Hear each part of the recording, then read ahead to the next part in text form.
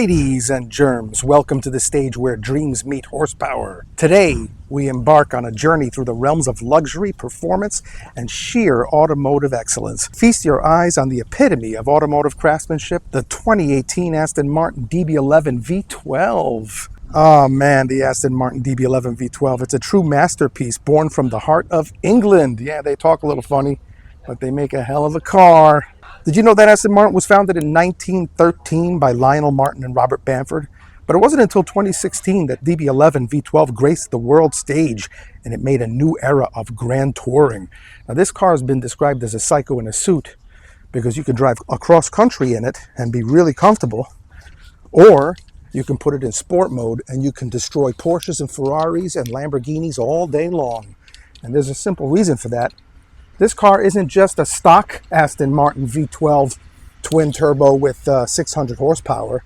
No, and this isn't the AMR upgrade with 30 extra horsepower, bringing it to 630. This one has the Velocity AP upgrade with sport pipes on it, with no catalytic converters, because you could do that in Florida. So it's pushing 750 horsepower. It's a rear-wheel drive monster.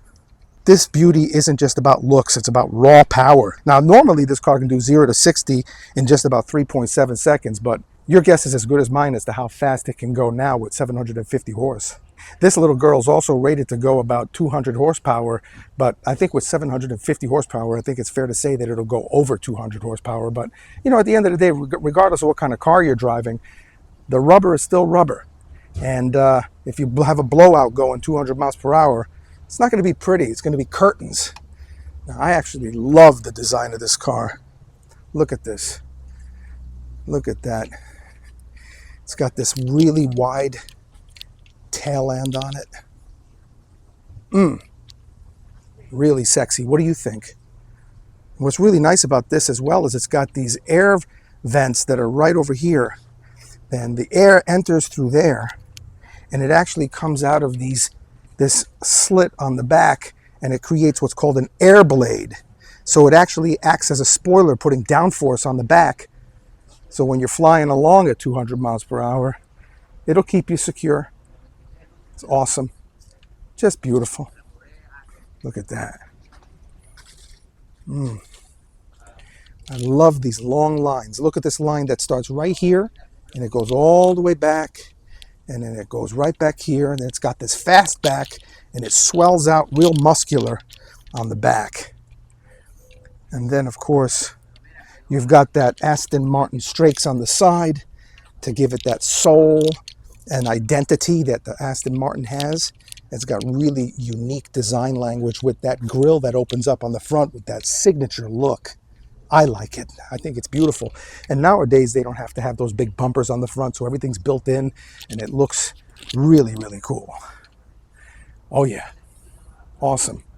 You can tell it's a V12 because it's got these extra vents on the hood. Those are not on the V8 model. That's only on the V12 model. It's got this really cool emblem there. Very nice. Why don't we just pop the hood real quick and take a look at what this looks like on these. It's got these really cool Aston Martin door handles on it that recess and go flush with the car. You get down here or over here and you open up that. Okay, check this out. It's got this gigantic clamshell hood or bonnet, and it's gigantic. It opens up like a race car because essentially it is a race car with attitude. And, well, it's a race car with some properness about it, too. So, yeah, there you go. V12. A lot of insulation under the hood for the heat. It's really sweet. And then what's really nice about this, too, is when you close it,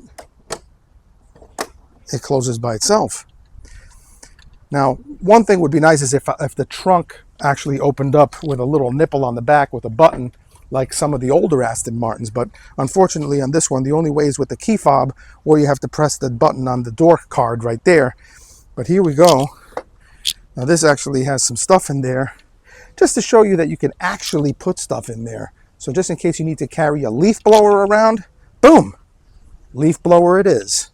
And with this one too, just like an old 1978 Cadillac Coupe de Ville, it closes all by itself. You don't have to slam it. It's really cool. Love those rims. This car has some really sweet broguing on the inside. That's what they call that, broguing. Now, this isn't just for beauty. It's actually functional because air conditioning actually comes out of these little perforations. They say that it's a four-seater, but to be truthful, you really can't fit anybody back there unless you're a child. A regular adult is not going to make it back there. It ain't going to happen. It's really more of a parcel shelf. And it would have been nice if they actually put something back there a little bit more for storage, but it's okay.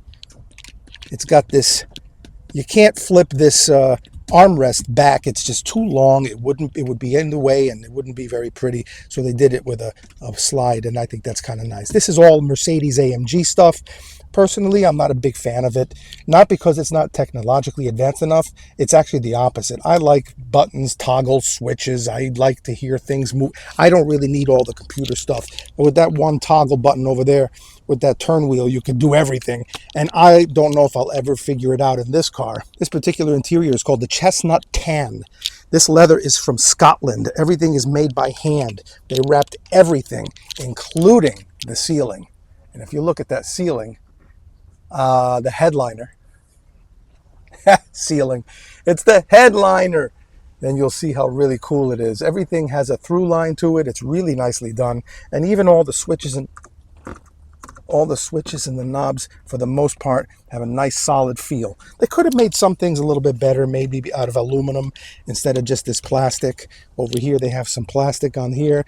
I think that should have been probably made out of aluminum with a more of a positive feel of quality and aesthetic. But hey, you know, all that stuff probably adds weight to the car as well, and cost and all that. But they did a pretty good job. It's beautiful. I know some of you are thinking, hey, for what they charge for this car, they should have made everything really, really perfect. But, you know, I think with Aston Martins and English cars like this is what you get.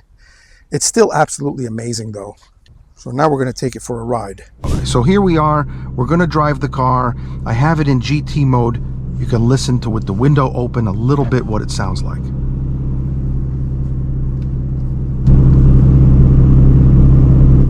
If I put it into Sport Plus mode, you can see that it opens up the valves on the exhaust and it sounds a little bit louder. So what I'm going to do is I'm going to drive the car for a second and I'm going to show you what we're talking about.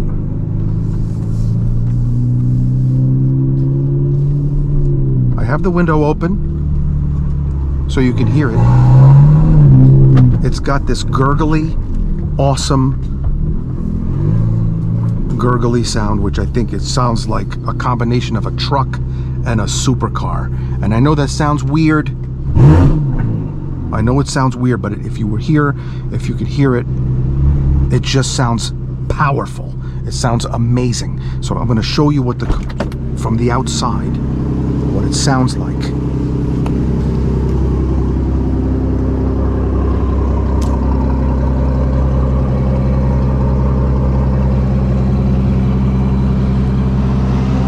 Sorry, that's somebody else driving. And with a little luck, we might catch one of those guys on the road and teach him a lesson.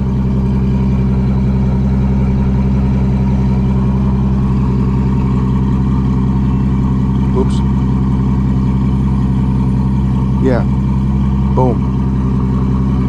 That's what we're talking about right there. You hear that? If that doesn't inspire confidence and power and just give you a good feeling about getting into a car like this, which looks so beautiful but also has so much power, then I don't know what to tell you, because that's what this is all about. This car is about elegance, beauty, and just sheer raw power. Now, this particular car is not a stock 600 horsepower Aston Martin. This particular one has a Velocity AP upgrade to it with straight pipes where the catalytic converters have been removed. So it has 750 plus horsepower. It's got Michelin PS4S tires on it. They're pretty sticky, but even with sticky tires, with a rear wheel drive car like this, not being an all-wheel drive, it is hard to keep it on the ground. It's very difficult. If you're a seasoned driver and you know how to do that, then more power to you. But I'm not quite that good. You know, I have to go easy on it because it gets really squirrely on the road. But yeah, look how beautiful this is. And listen to that sound.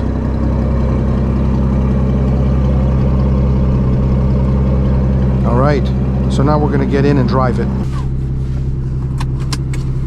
Okay, here we go.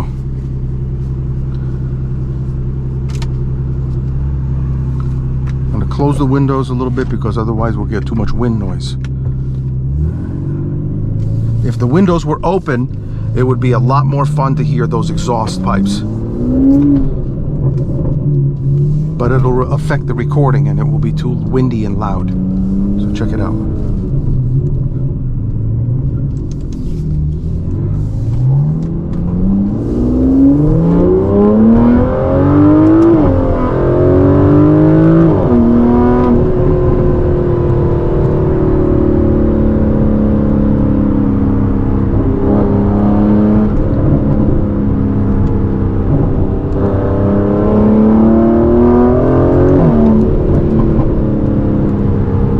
So the sound has a bit of that Aston Martin deep growl to it, because this is that V12. So it's going to have that deep growl, and that signature Aston Martin sound is there. The soul of the sound is there.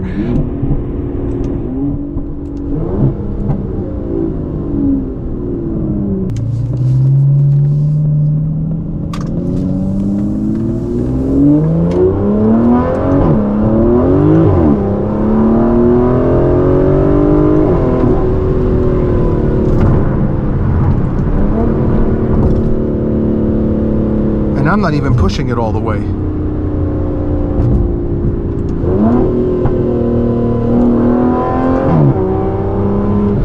When it shifts from one gear to the next, it's got that little interesting little gurgly burbly thing that it does with that dual clutch, which I think is fascinating.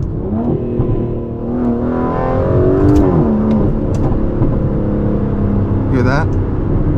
There's so much power here, and it's always there. You never seem to run out of it. Whenever you push the pedal to the metal, it just constantly gives. It's just absolutely amazing. But like I said, it's actually too much power because it's hard to keep it on the ground.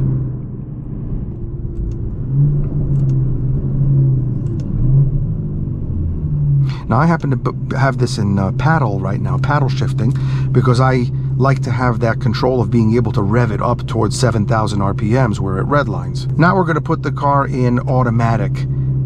So now the paddle shifting is off. It's in sport mode, and I have the, let's put the traction control on off. So I still have to be careful because literally you can be going 60 miles per hour and the tail end will break loose on you because of the torquiness. Now, normally this car has like 520 foot-pounds of torque when it's stock, and it goes 3.5 seconds, 0 to 60, but that's with 600 horsepower. This has 750 horsepower. If you can manage to keep the power on the ground, you can, I'm sure you're in the high twos for your 0 to 60. So this car is in, I have the traction control off and I have it in automatic mode.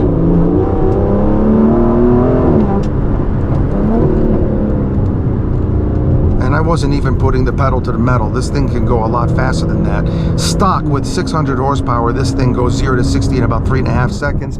Probably got about 500 foot-pounds of torque. God knows with 750 horsepower with this one, how many foot-pounds of torque. And I believe it'll go 0 to 60 in the high, mid to high twos if you can manage to keep it on the ground. That's the challenge.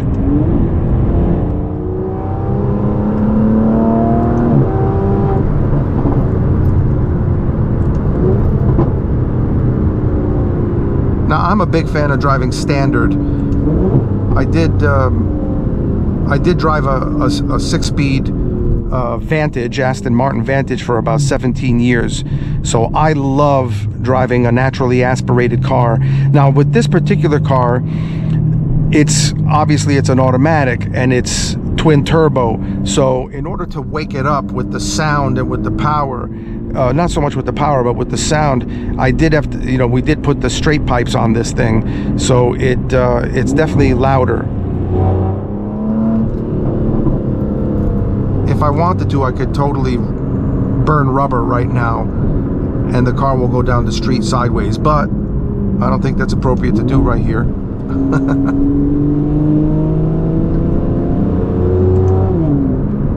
Unfortunately, we don't get those windy, hilly New England turn roads. Over here we got a lot of straightaways, but at least over here you can open it up a little bit and go light to light, and it can be a lot of fun.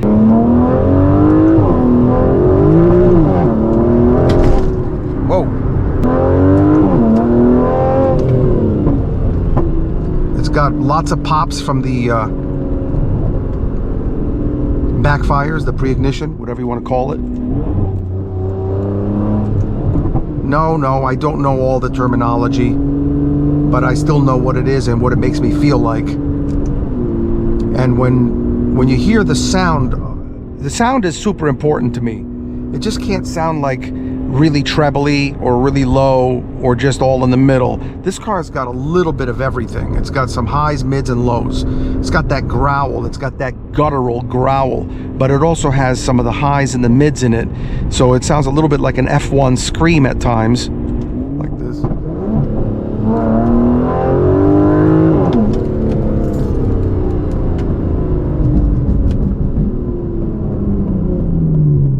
know what? We're gonna go this way. But then it's got that low end too.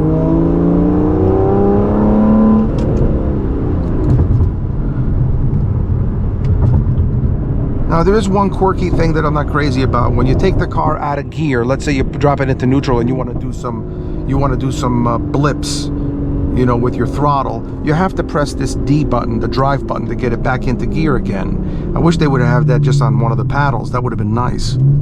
Let's go this way and see what's up.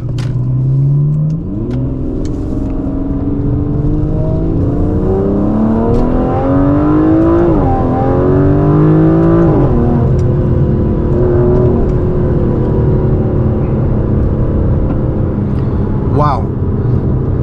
I forget who it was. I think it was Mario Andretti that said that if it doesn't scare you, you're not doing it right. This car will scare you. You're going to need a change of underwear with this thing. It is very, very fast and very powerful, and it's always got that power on demand. The sound is absolutely amazing. It's exhilarating. It gets you excited. You know, it sounds like a friggin' beast. It's got so much balls to it.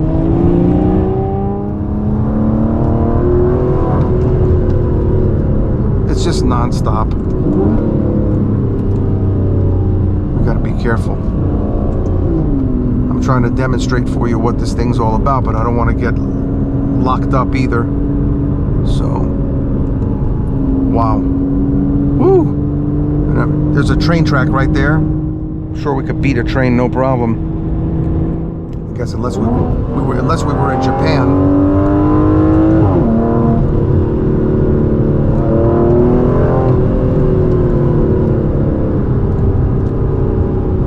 God damn.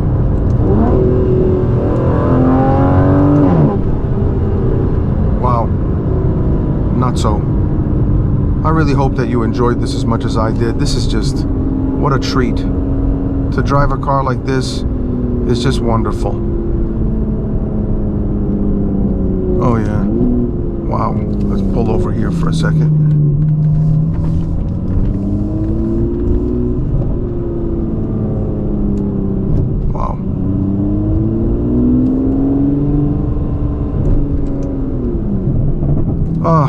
We're at the end of the road. We are literally at the end of the road. I'm going to show you again the car from the outside. We're going to get another listen of the sound. And that's going to be it for us, guys. Check this out. Look at the beautiful lines on this car. Just absolutely gorgeous. Sorry about all the noise.